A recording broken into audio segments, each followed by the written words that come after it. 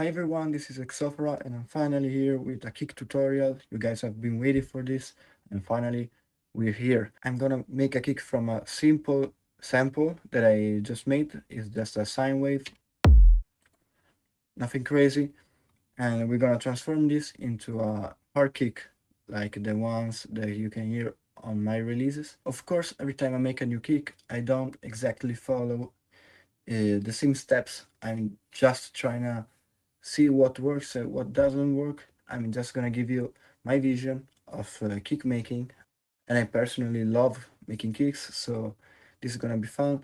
Let's do this. Let's start. So we got this simple kick. As I said, nothing crazy is going on here. This is just a starter kick. You can find it in my upcoming sample pack. These are my, as you can hear, these are just starting kicks. You can start from this and then develop a full kick. And the way I do this is basically splitting the signal in three different channels. Now, the first one is gonna be the transient. The second one is gonna be the punch. Third one will be the tail. So once we got them all separated, we can group them together and just leave it there for now. And yeah, for starters, I'm gonna make the transient very short because of course it's just the first part of the kick and we want it to be as snappy as possible. We don't want it to interfere with the punch and with the tail, of course. So it's just gonna be the little transient over there. Okay, we're gonna add it later because every kick needs a different transient. Is usually the last thing that I tweak on my kicks. So now let's get into the interesting part, the punch. The punch is basically the attack of the kick. I like them to be tonal. What I mean is that they need to have a clear resonance in key of the track you're making.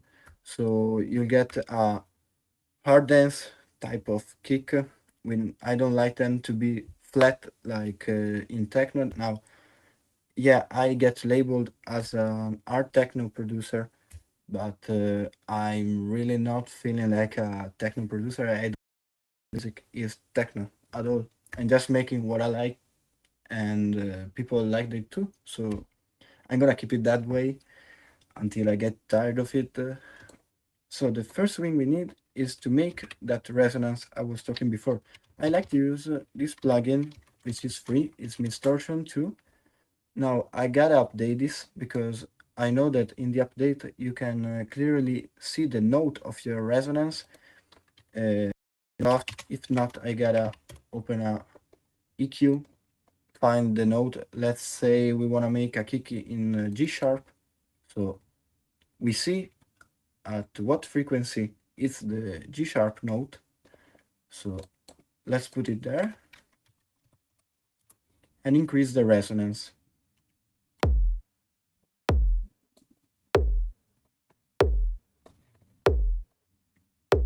As you can see, we made this high peak around these mid frequencies, and this is gonna give our kick the tone that then we're gonna increase some soft clip, maybe take down the symmetry, then let's say a little bit of beat crush that adds some high-end crispiness. This is too much. I'm gonna decrease the dry and wet signal. This is kind of cool already. You can definitely hear the character of the punch. Then what we need is a reverb to make like the sound wider and at the same time giving that some more hair. So I usually go with this plugin, which was free when I get it. I don't know if it is free right now. It's called Realm. And yeah, I got a preset that I made for my demo rave kick for the talk or the punch, as you want to call it. So it's this one.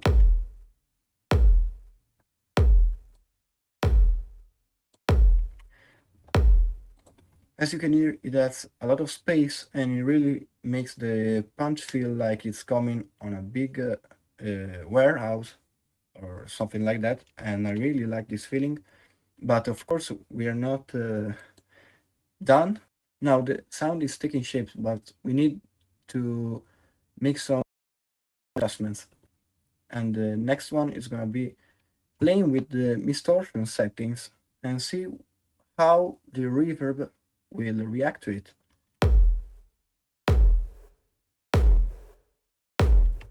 As you can hear, when you put something later in the chain and you modify what's before it, of course the sound is gonna change a lot.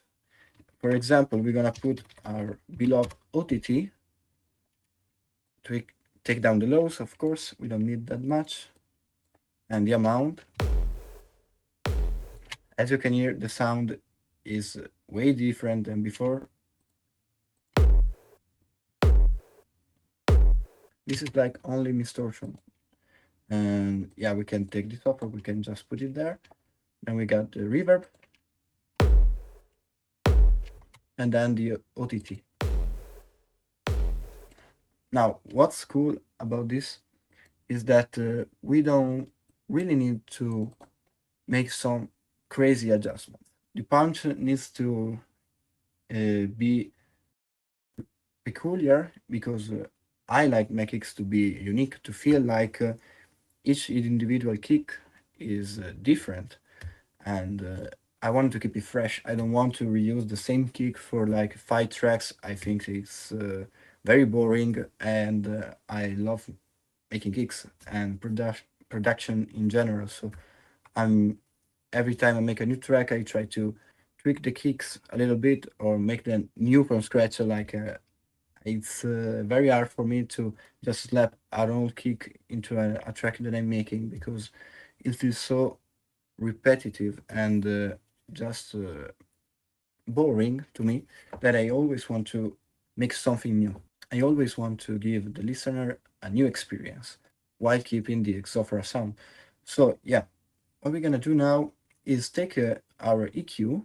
As you can see, I have a low cut here. I'm gonna use configure feature in Ableton. Of course, I'm using Pro Q3, but you can use every other EQ. There is a really cool one, which is called TDR Nova, which is basically Pro Q3. It doesn't have all the features from the Fab Filter plugin, but it's very, very cool. And the fact that it's free, of course, makes it available for everyone. Now, I'm gonna configure the frequency parameter because the punch to hit at the start of the kick. And that's because I want to low end of the punch to be there on the first part of the kick. And in the second one, I only want the tail because I don't want the punch sub and the tail punch to clash together. Sometimes I just cut it out, like I make a no bass punch. And in a row style and in the hard dance, you can hear that a lot of punches just have a little bit of sub or bass, and then the tail comes in and fucking smashes all together. And we don't wanna be so drastic, but yeah, I like to keep it low during the punch so the tail can really push the bass through. So now that we got this, we can go there and automate our parameter like that.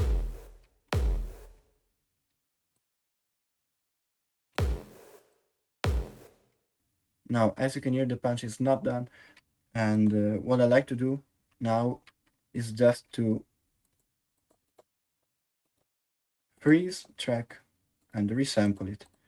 Of course, you can do it on another channel so you can keep your chain, but now I feel like this punch is going in the right direction, so I'm gonna use this. Let's hear that. Okay. Now we're working on 155 BPM, so I'm gonna loop this. As you can hear, there is a little bit of mid frequencies on the punch that is going on the tail part. I mean, this part here.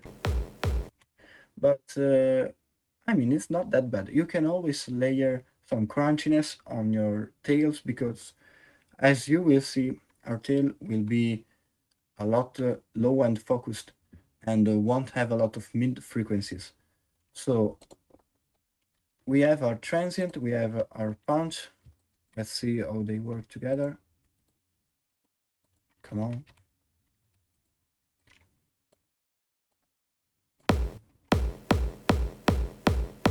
And that's the reason why I always want to separate my transient and my punch, because if I would let the punch be the only thing on the first part of the kick, it's cool and all, but with a transient,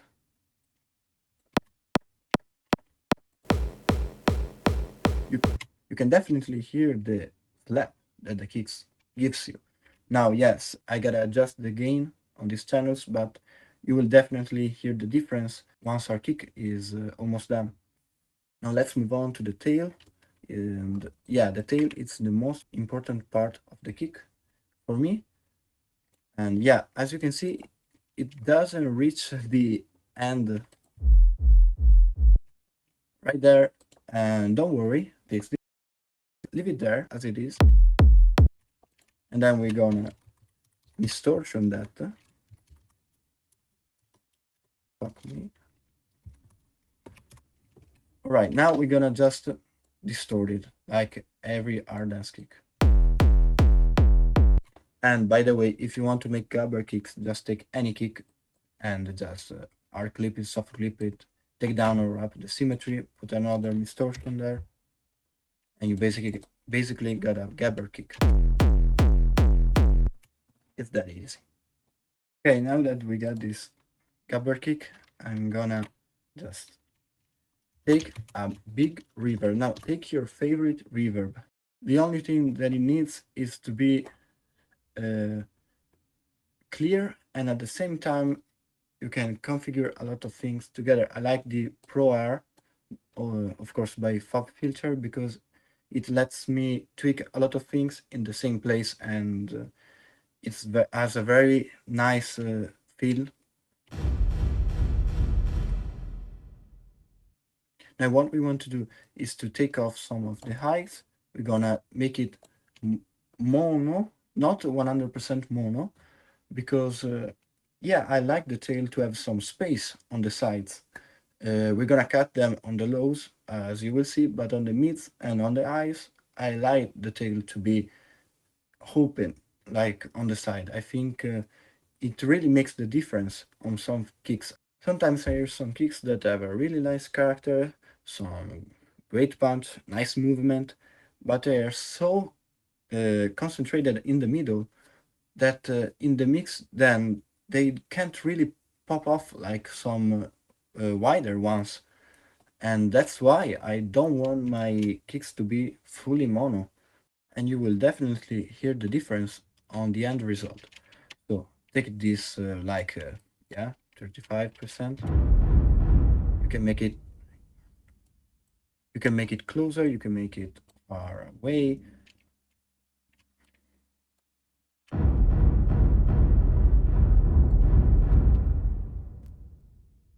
So now what we got? We got a reverb tail. And what a lot of producers and tutorials used to tell you is that you don't want to put reverb on your kicks. I'm here just to tell you that you absolutely want to put reverb on your kicks if you want to make those type of kicks. And yeah, I'm gonna put it 100% wet. I don't care because I'm gonna process it later to make it coherent as a kick drum. And I find those very reverb kicks to be way more interesting than linear ones, because yeah, you can have a really clean kick when you're working with a specific frequency on the low end, but when you mess with reverb that really doesn't give you a clear resonance on the lows, the end result feels way more interesting to me. And in fact, I love the gated kick trend in row style in the recent years, like Underx, and yeah, there are so many names that use this technique, like the Rebellion, Supremacy Anthem kick, and those kicks really feel fresh and deep and powerful to me. I prefer this type, but I mean, my days and in 6 months, I'm gonna tell you that I hate reverb on kicktails. But let's move on. So I'm gonna take it further and like before, freeze and flatten, basically resample it. So now we got this tail here. Now the fun part begins. First of all, we're gonna need to take off the side signal from the lows, and that's because we don't want phase interference. And yeah, I've never been to a club in my whole life right now when I'm recording this video. I know it sounds really strange, but yeah. So I've never ever listened to my tracks on a nice sound system. But if you ask any DJ and producer with some experience, they will tell you that if you keep an uncontrolled side signal on the sub bass, it will just cancel itself, and phase interference is a very complicated topic and a very interesting one. You can search it up on YouTube. There are some very cool videos about it. Just know as a rule of thumb that you want to keep the side signal off the low end. So I'm gonna put this on side mode. So it's just gonna cut off the side.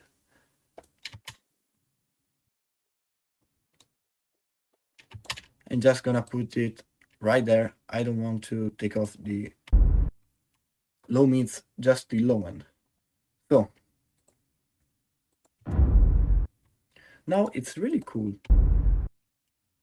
Now I think the tail already has a lot of character. I mean, this is very nice. I like it. I'm gonna tweak it some more and we'll see how it works with the punch, because at the end of the day, we need a solid kick, like a big fat sausage kick, and all the elements need to mix well together. So let's say I really like this part of the tail. I don't like the first part. I prefer this one. I'm gonna just drag it there and reverse it with the R. And let's see. As you can hear, it looks really nice to me. And we really haven't touched it a lot. So from now on, what we wanted to do is to stabilize it. And the best way to make something stable is compression or clipping. And since we're making our music, we're not here making tropical, funky beats, chill house. We're just gonna distort the shit out of it. And clipper that I really like is the saturator from Ableton, the stock plugin. You wanna put it on digital clip mode and just increase the drive. Just gonna loop it there. So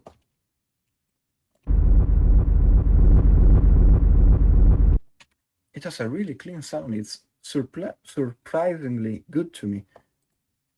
And now that we've done this, we can tweak a little bit more. But first I want to hear the tail in the context. So I'm gonna take the whole kick.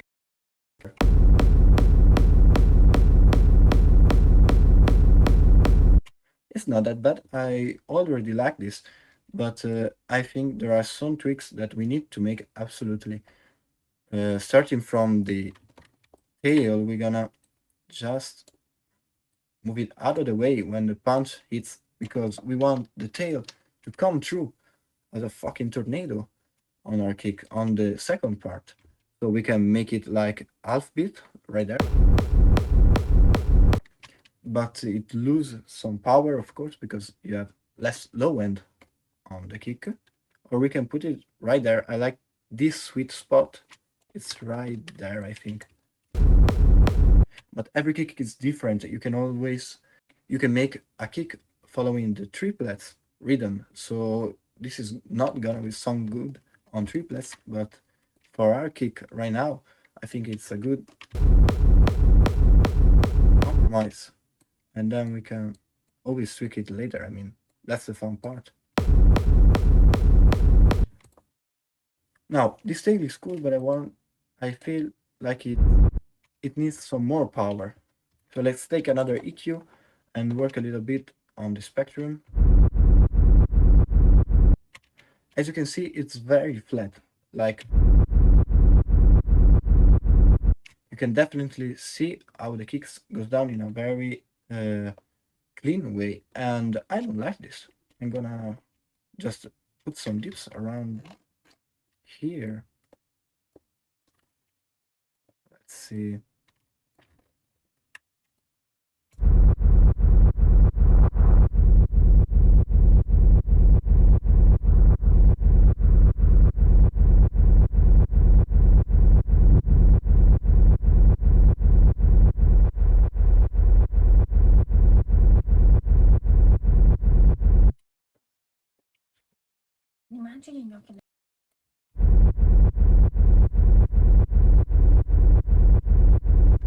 Okay, so you might think, why are you doing this? I mean, the tail is so clean, why are you gonna tweak this?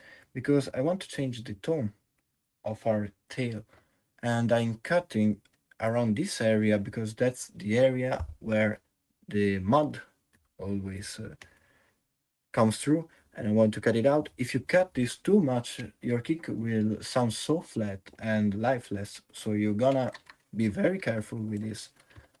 But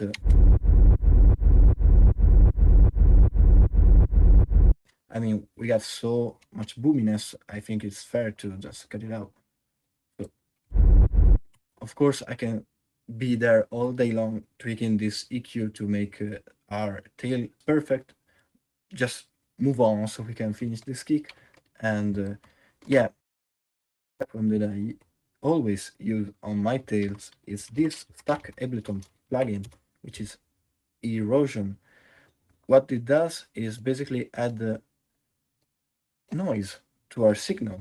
And why we like this? Because it makes it way grittier and can really compensate on the high end. I know many producers don't like high end on their tail, on their latter part of the kick. They just want a very clean punch and then full sub. I like my kicks to be dirty as fuck, so I'm gonna put erosion up there. I mean, this sounds way more gritty and powerful. You can use a white noise, you can use just noise, which is central. I don't usually go with sine. Yeah, and just put white noise because, as I said before, I like my tails to be wide. And on the high end, we can go wide as we want because we ain't got any phase interference problems. So let's just go with it. And I'm gonna automate the amount right there because I want it to be like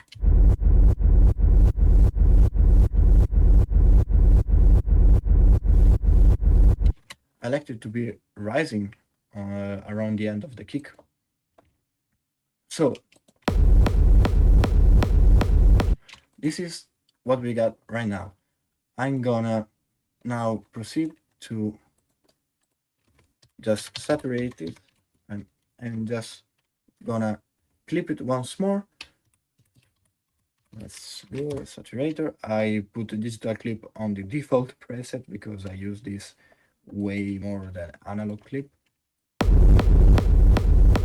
Another thing about erosion is that when you add the noise on the signal and then distort it, it's gonna have a huge effect on the end result. I mean, I'm gonna make it extreme so you can hear it better.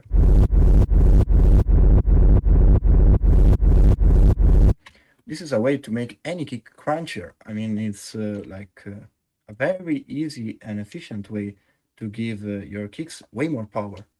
Okay, so this is how the tail sounds after all this editing. I love this. I'm gonna be honest with you. This is the punch. and this is the transient.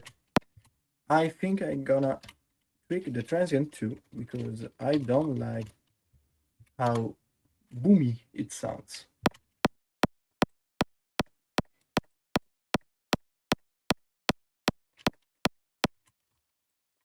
Yeah, it's not very pleasant to listen to transient for a long time, so I'm just gonna leave it there. I mean, fuck it. Now, the kick sounds good to me right now. I'm gonna make some adjustments, but you can definitely hear the how it's taking shape. The first thing I want to do is to work with the punch because it really needs more energy to cut through. We can always clip it, of course, we can distort it with distortion. And now I'm gonna take an EQ and open up a little bit around here.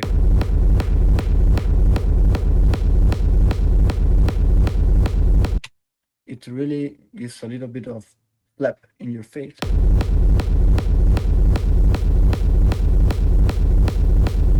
I just increased the eyes like plus 15 dBs, which is nuts, but I mean, if it sounds good, it's good. I don't care about lows, and I mean, I'm making music. At the end of the day, we're all making music. It's our passion, and I'm not gonna follow some guys. And yeah, if it sounds good, it's good. Of course, this is too much, but yeah, let's take it down a little bit. What we need to do now is to make the whole kick come together, smash it all together. Because yeah, we got all the elements. They are cool elements, but I mean, it's like a dish. I'm Italian, as you can hear, so the cuisine is very important to me. So we got just make every element balanced together like a good carbonara, and I want it to feel rich. I want it to feel good and pleasant in every part of the spectrum of the pan.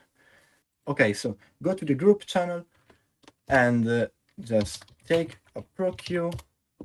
And as we did before for the tail, we're gonna take off the side signal from the lows. Why are we doing this again? Because we smashed that fucking signal. We put distortion, we put clipping, we also got the punch around there. We still have some side on the lows. See? So we're gonna just cut it out. Now this kick, I mean, it sounds really good to me. I gonna be honest. I like this. I mean, I probably gonna use this someday. So let's go and do the final touch. A thing that I love to do is multiband compression on the group channel. I love FabFilter plugins, they are amazing. FabFilter Pro MB has an incredible preset that I found out by accident, which is right there on Dynamic Goodness.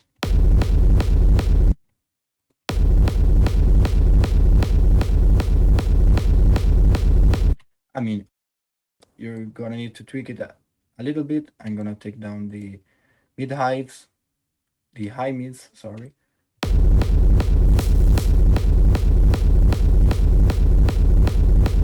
I mean, the balance is there. I think it's a well balanced kick. Now, the cool thing is that I'm gonna export this kick, and then when I'm making a track and slap it on the track, I'm gonna tweak it more because I want it to mix with all the other elements. And one thing that I usually do is just export the separate stems, my kicks, like separate the transient, the punch, the tail, all the things separated so I can just mix them on the go. Like, for example, these are the kicks from my sample pack. Let's say I want to change the punch of this kick. I don't like the punch. Like, just gonna new track, take one of those. I mean,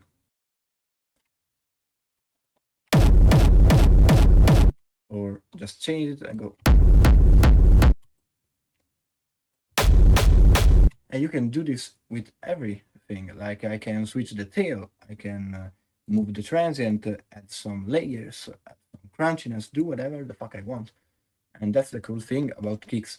It's very fluid and always changing. I don't like to have like a fucking brick of a kick that I just can't manipulate later. I want to manipulate it when I'm mixing my tracks. And that's why I always uh, separate all the stems of my kicks, export it, and then mix them later. So let's go back to our main chain saturator just to give it that little bit of clipping. Fuck me. As you can hear, too much for me, but I know some guys that like them their kicks to be too much. I mean, you can even like this. For me personally, it's too much, but I mean, we're making a carbonara, we're not making, I don't know, mozzarella with pomodoro. And then I just put Pro L limiter just to take off all the interference. And it's basically it. I mean, we got a kick. Then uh, some more adjustments, like let's say I don't want to take another punch. I like it, but I feel like something is off. Mute this, then go there. This is a cool trick that I love to do. Is go to texture mode and increase like the pitch a lot, like a one, like this. And as you can hear, yeah, we changed the resonance, but change the note of the resonance, because if you go up 12 steps, you're gonna find yourself on another G sharp, and if you go down 12 steps, you're gonna find yourself on the lower G sharp. So it's not gonna mess it when you put it in context. Right now, you can play with it and give it any note you want, like.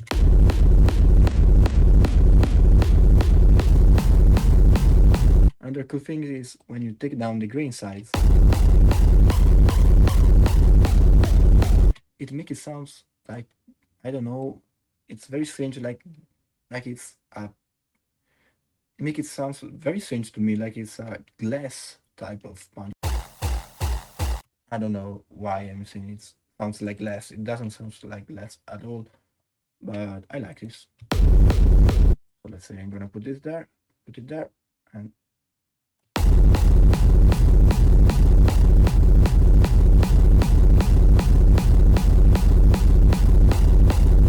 of course you gotta be careful with all those settings, but yeah, this is how you can modify your kick. Let's say I want to change the tail, like I don't like this, I want to move this, I'm gonna lock the settings because I don't want to change my erosion automation, and I'm gonna, let's say, move it like that.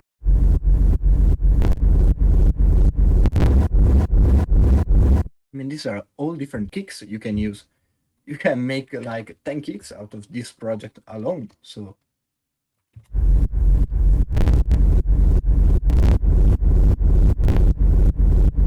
and that's the cool thing about making your own kicks. I don't like when I hear like young producers just lap it there a kick from a sample pack and leave it as it is, because it feels so out of context. You can immediately hear that they didn't make that kick.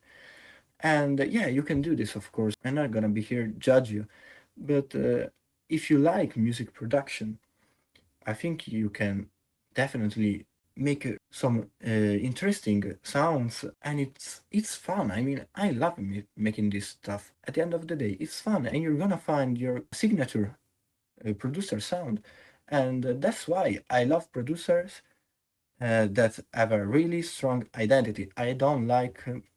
I mean, your stuff might be clean as hell, might be mixed well together, but if it sounds like just another art track, yeah, it's gonna fall short, at least to me. I prefer when maybe there is an artist, a young artist, like who started 1 year ago making music, and of course, his stuff is not gonna sound well made like the example I made before. But when I hear something interesting, I'm interested in the track. I don't want it to feel clean but soulless. This is it. I mean, as I said, want to listen to rules. There are no uh, unbreakable rules in music production. I'm just giving you my perspective and some of my techniques that I use in making kicks. You can always tweak this and do your stuff and just yeah, experiment a lot. Try different plugins. I tried a spectral resonator on a punch and it sounded so good. I mean, the fun thing about music is that you can do whatever the fuck you want. So I hope this tutorial helped you with some technical stuff to get you inspired to try new stuff, try some wacky stuff, and do mistakes until you find something that sounds great and unique to you. So thank you so much. It was so hard for me to speak a decent English, and I'm gonna edit this video a lot. You're gonna see a lot of cuts, but yeah, I love you. And as I said before, I'm making a sample pack, and it's gonna be available on Bandcamp, I think, very soon. And I'm gonna put there a 50% discount because if you're here, you just don't wanna put a sample in your track and just bang, it's done. You wanna dig further into music production, so I respect you. I love you. Thank you so much for all the support on my music. I really truly appreciate it. Oh, and before we leave, tell me if you want some new tutorials like screeches, arrangement, mixing, how I come up with ideas. I know there's so much to talk about. I love this stuff. And of course, if you got any question about this or any other topic, you can comment right there or DM me. I will reply ASAP to all your messages. So yeah, love you.